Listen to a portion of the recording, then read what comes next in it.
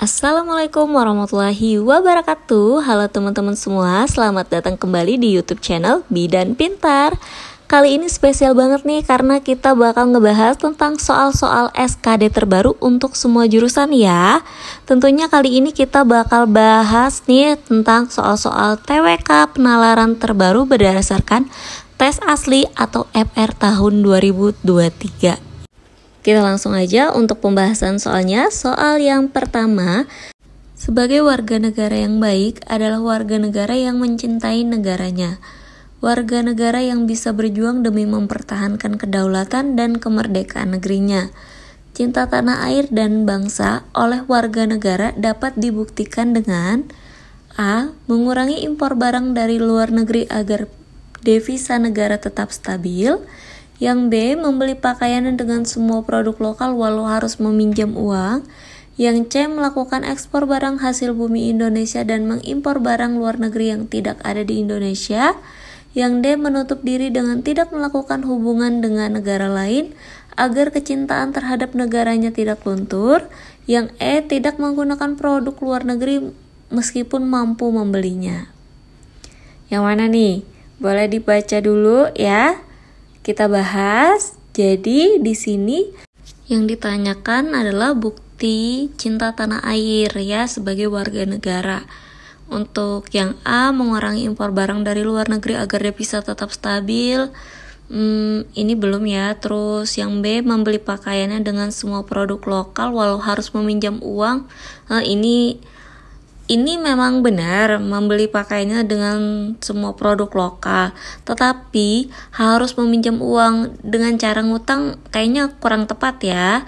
Yang C, melakukan ekspor barang hasil bumi Indonesia dan mengimpor barang luar negeri yang tidak ada di Indonesia, ini juga bukan, kurang tepat karena kita sebagai warga negara harusnya mencintai tanah air itu dengan menggunakan produk lokal ya. Untuk yang D, menutup diri dengan tidak melakukan hubungan dengan negara lain agar kecintaan terhadap negaranya tidak luntur, ini juga kurang tepat. Yang E, tidak menggunakan produk luar negeri meskipun mampu membelinya. Nah, ini jawaban yang paling tepat ya. Tidak menggunakan produk luar negeri walaupun dia punya banyak uang ya, mampu membelinya, dia tetap menggunakan produk lokal. Nah, ini bukti dari kecintaan warga negara terhadap tanah airnya ya. Jawaban yang paling tepat adalah yang E. Lanjut lagi di nomor 2, kampanye hitam sering terjadi pada Pilpres. Panggung politik telah menjelma menjadi semacam arena bagi gladiator politik untuk bertarung lengkap dengan para pendukungnya. Contohnya terlihat pada perang komentar antar pendukung cawapres di media sosial yang saling menjatuhkan. Salah satu cara yang paling efektif untuk mencegah konflik yang terjadi akibat kampanye hitam selama masa kampanye Pilpres ataupun benturan dalam masyarakat beragama adalah A. Bersikap permisif terhadap kampanye hitam. B. Melakukan tindakan represif. C. Mengembangkan sikap gotong royong. D. Mengedepankan etika bermasyarakat. Atau yang E. Menyelesaikan kerana hukum. Jadi dari soal kita lihat lagi nih yang ditanyakannya, cara yang paling efektif untuk mencegah konflik yang terjadi akibat kampanye hitam selama masa kampanye ya. Kita lihat pilihannya. Yang A, bersikap permisif terhadap kampanye hitam. Bersikap permisif artinya dia memperbolehkan terhadap kampanye hitam, bukan jawaban yang A. Itu malah akan menimbulkan konflik ya. Yang B, melakukan tindakan represif. Represif itu artinya dia menekan, menindas, berarti konotasinya dia udah nggak bagus ya, bukan juga jawabannya yang B. Untuk yang C, mengembangkan sikap gotong royong. Yang D, mengedepankan etika bermasyarakat. Yang E, menyelesaikan kerana hukum.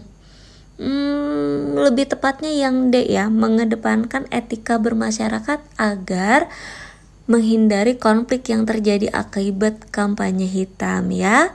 Jawaban yang paling tepat yang D ya. Jadi dengan mengedepankan etika bermasyarakat artinya kita mengikuti aturan-aturan yang ada ya selama masa kampanye. Jadi itu merupakan cara yang paling efektif nih untuk mencegah terjadinya konflik ya akibat kampanye hitam selama masa kampanye ya.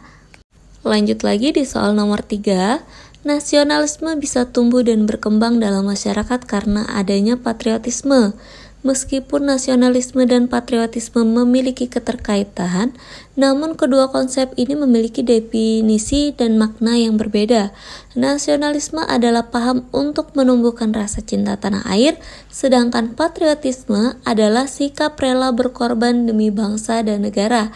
Ada banyak cara untuk mewujudkan jiwa patriotisme bagi seorang warga negara Indonesia, antara lain: A. Menjaga tradisi daerah dan melestarikan dengan baik. B. Bersedia menjadi sukarelawan untuk pelayanan masyarakat. Yang C. Ikut memeriahkan pameran kebudayaan. D. Mempelajari berbagai macam kebudayaan dan bahasa daerah. Yang E. Bangga menggunakan aplikasi buatan anak bangsa meskipun tidak secanggih buatan luar negeri. Boleh sambil dibaca-baca lagi ya, sambil dijawab dulu. Jadi kita lihat lagi dari soal bahwa yang ditanyakan adalah cara untuk mewujudkan jiwa patriotisme bagi seorang warga negara Indonesia ya. Kita lihat dari opsi jawabannya. Yang A. Menjaga tradisi daerah dan melestarikan dengan baik. Belum tepat ya, kurang tepat. Yang B. Bersedia menjadi sukarelawan untuk pelayanan masyarakat. Di sini ada pengorbanannya ya, bersedia menjadi sukarelawan. Untuk yang C. Ikut memeriahkan pameran kebudayaan juga kurang tepat, lebih ke cinta tanah air ya. Mempelajari berbagai macam kebudayaan dan bahasa daerah, ini lebih ke kepentingan daerah. Terus yang E. Bangga menggunakan aplikasi buatan anak bangsa meskipun tidak secanggih buatan luar negeri, ini juga lebih ke rasa cinta tanah air ya. Jadi yang lebih tepat untuk jawabannya yang B. Bersedia menjadi sukarelawan untuk pelayanan masyarakat ya. Di sana ada pengorbanan nih ya. Pengorbanan itu bisa berupa jiwa, raga, tenaga, dan waktu ya. Bersedia menjadi sukarelawan untuk pelayanan masyarakat merupakan salah satu perwujudan jiwa patriotisme ya. Jadi jawabannya yang B ya teman-teman. Lanjut lagi untuk nomor 4. Perhatikan pernyataan berikut ini. 1. Mengadakan poskamling. 2. Mengadakan gotong royong. 3. Mengadakan perlombaan. 4. Bekerja keras di kebun sendiri. Manakah yang menunjukkan sikap pencerminan sila ketiga? A. 1 dan 2. B. 1 dan 3. C. 1 dan 4. D. 2 dan 3 atau E. 3 dan 4. Kita lihat lagi bahwa kalau mengadakan poskamling ini masuk sila ketiga ya. Sedangkan untuk gotong royong, mengadakan gotong royong ini masuknya sila ke-5 ya. Untuk mengadakan perlombaan masuk sila ke-3. Bekerja keras di kebun sendiri ini masuknya sila ke-5 juga ya. Untuk bekerja keras masuknya sila ke-5.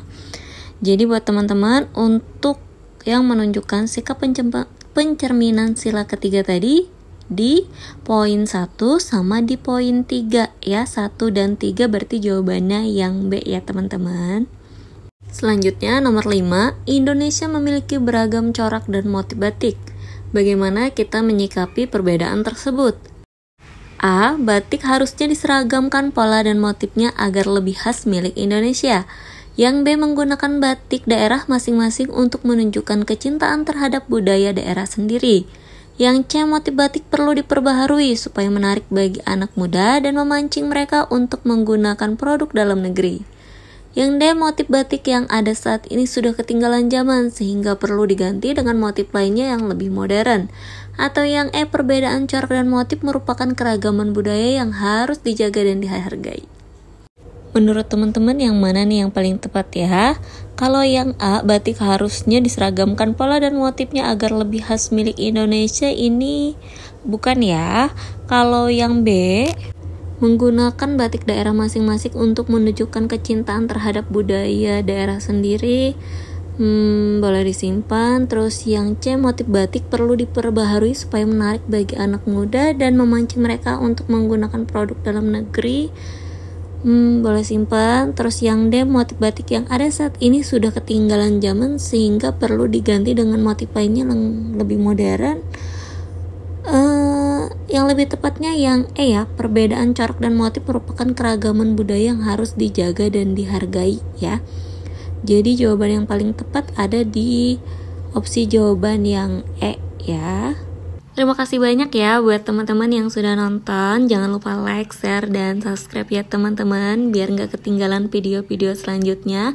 Dan jangan lupa nih buat teman-teman yang mau ikut tes, persiapkan diri dengan maksimal. Boleh gabung juga di bimbel online ya. Bisa klik di link deskripsi di bawah. Semoga video ini dapat membantu teman-teman ya sebagai referensi belajar ke depannya. Terima kasih. Assalamualaikum warahmatullahi wabarakatuh.